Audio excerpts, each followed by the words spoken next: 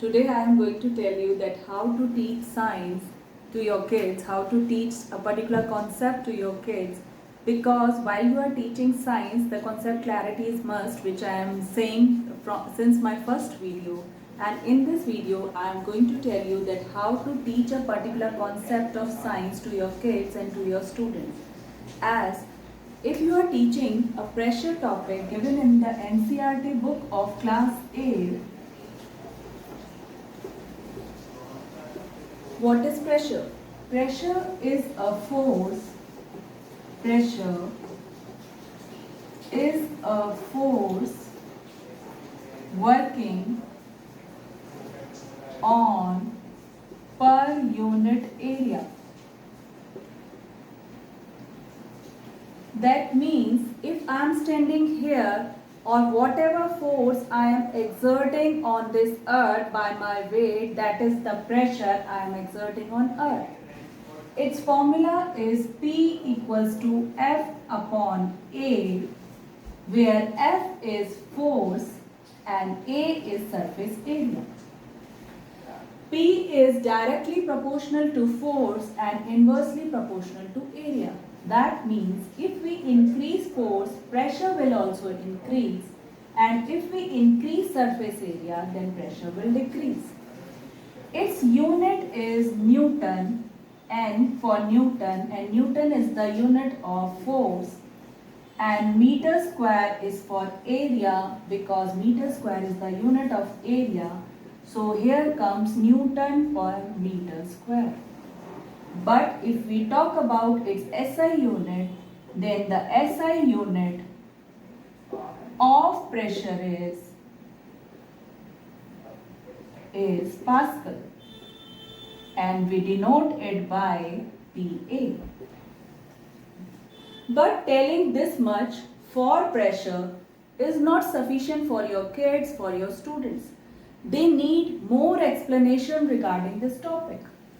For this explanation, you can relate this concept to its applications in your daily life, as you can ask them the simple question that why their school bags have broad straps.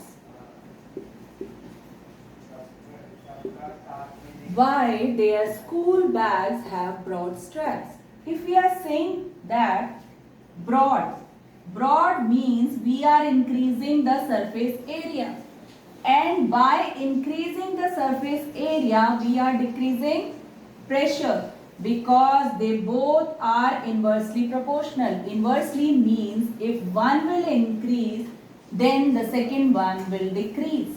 So here, by increasing the surface area, we are decreasing the pressure of the bag on the shoulders of the kids, so they can easily lift the bag.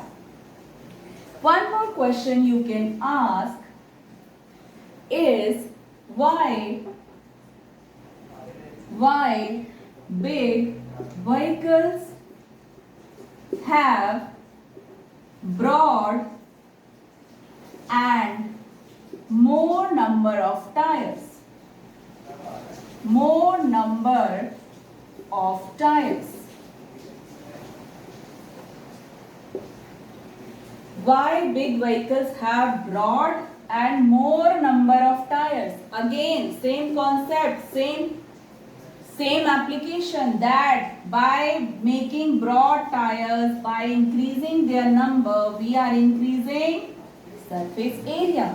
And if we are increasing surface area, then naturally pressure will decrease and they easily run on the road without merging in it, without sinking in it.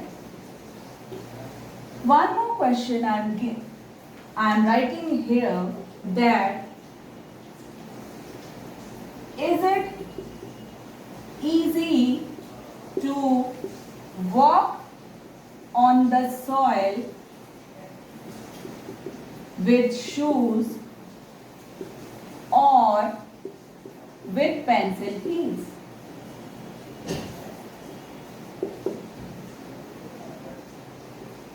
So the answer is shoes, because Because same method that in shoes the surface area is larger, so pressure is lower and we will easily walk on the soil without sinking in the soil.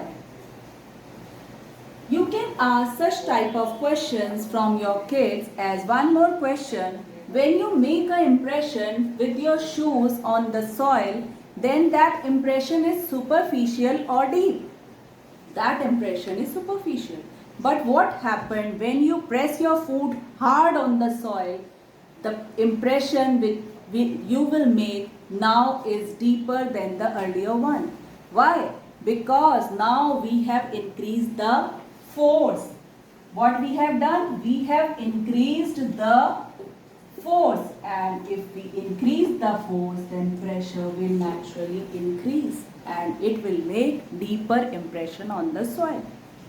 Same way, pressure is also there in our air, pressure is also there in water, and the air pressure is called atmospheric pressure, that water pressure is called water pressure, and they both together called fluid pressure, because liquid and gases are together called fluid. What happens when we go on altitudes? Is atmospheric pressure increases or decreases?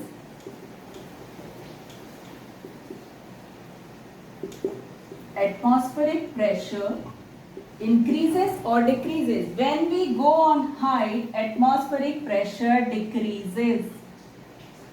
Decreases. But saying this much is not sufficient. Ask them what happened when you sit in an aeroplane. Why you feel pain in your ear, or why your nose or your ear starts bleeding when you sit in airplane, or whenever you go on high mountains your nose start bleeding. Why?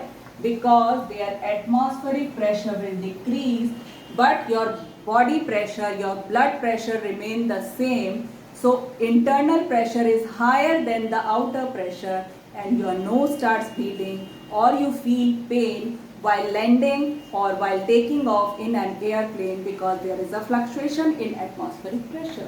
So if you relate the particular topic with its daily applications in life, then it will make it easy for your kids, for your students. They will grasp it easily and they will be able to answer every questions related to that particular concept. Till then, from me, it's over. I will catch you later in my next video and follow these techniques for teaching your kids and students. Bye-bye.